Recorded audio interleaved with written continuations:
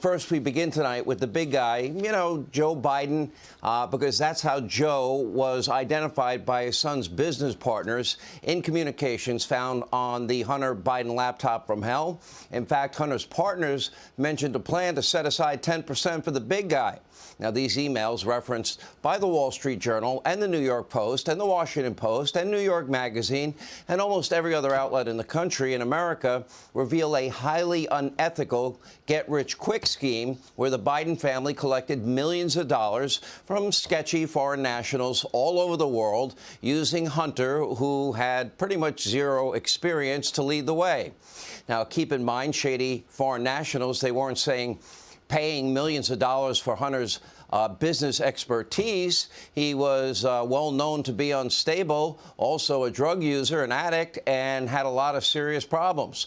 In fact, emails that were reviewed by the Business Insider from 2015, they actually show that one potential business partner detailed the pros and cons about paying Hunter Biden $2 million for a project involving the country of Libya. Quote, Hunter's negatives are that he's an alcoholic, drug addict, kicked out of the U.S. Army for cocaine, chasing low-class hookers, constantly needs money, and many more headaches. Among the positives, they say, quote, he travels with dad, he's connected everywhere in Europe and Asia, and has high access to the highest levels in China.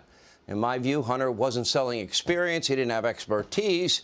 He was, by every objective measure, selling nothing but access. And he had zero experience, according to emails on his own laptop. And the big guy was going to get his cut. And by the way, he complained bitterly about paying Pops about half his income. We're talking about a lot of money here for Pops. Anyway, a report from the Senate Homeland Security Committee details multi-million-dollar deals with the former First Lady of Moscow, a Ukrainian oil and gas giant, and even that $1 billion that became a $1.5 billion deal with the Bank of China. So why are we talking about this again tonight? Well, according to the Washington Post, Hunter has now high-powered attorneys, and all of them and several top Democratic strategists.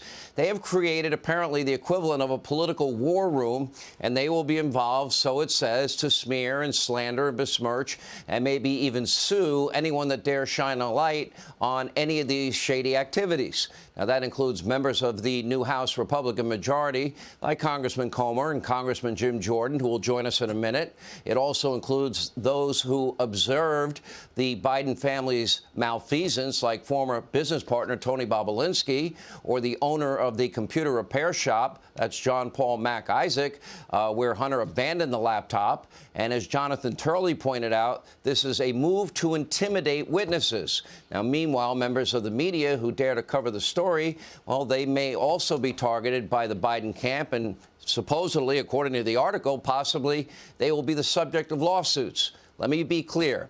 We have asked Hunter Biden for comment over and over and over again regarding his activities and his involvement, and he and his team have steadfastly refused to get back to us. As a matter of fact, I'll give Hunter Biden a whole week of programming if he wants to come on this show, and I'll include 15 hours of nationally syndicated radio on 700 radio stations. He's never once denied the authenticity of the laptop or any of its contents. He has not refuted our reporting or the reporting of anyone else in the media in any way that we've seen. On the other hand, his dishonest father, the big guy, has reportedly denied any involvement with his son's business activities, and he's claimed over and over again, we played it many times, that he's never had a single conversation with his son about his foreign business dealings. All of that despite photographic evidence showing Joe Biden with many of his son's foreign business partners, including that picture right there in front of you with the former Prime Minister of Kazakhstan. And by the way, this picture with Mexico's most well-connected businessman. And this picture of Joe and Hunter golfing with a board member from Burisma, the Ukrainian oil and gas giant that paid Hunter Biden millions of dollars. Remember, he went on Good Morning America. Any experience in oil? No. Gas? No. Energy? No. Ukraine? No. Why were you being paid millions of dollars? I don't know. Maybe because of your father? Anyway, clearly we do know Joe Biden did not tell the truth about talking to his son about his business dealings. Yet 51 American intel experts were more than happy to bolster Biden's claims in the fall of 2020 leading into the election. Remember, they're the ones that signed on to a letter that discredited the Hunter laptop story as having the classic earmarks of Russian information operation. But of course, they knew better. But for them, getting Joe Biden elected, well, that's what really mattered.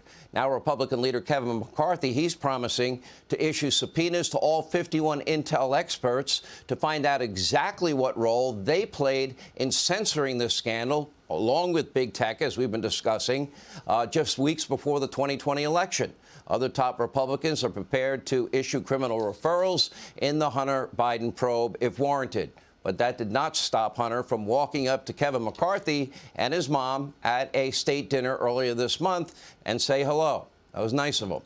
Despite a federal criminal investigation, a forthcoming House investigation, and the legitimate claims about public corruption, Hunter is always popping up at official White House events. And this is because Hunter and the entire Biden family believe that they're untouchable. They think that they are above the law, and now they are flaunting it, or at least that's how they are trying to come across in public. In reality, the Biden camp seems rattled. Hunter's legal team is reportedly in a state of disarray, and their new political war room reeks of desperation. As the liberal media likes to say, are the walls now closing in? Hey, Sean Hannity here. Hey, click here to subscribe to Fox News YouTube page and catch our hottest interviews and most compelling analysis. You will not get it anywhere else.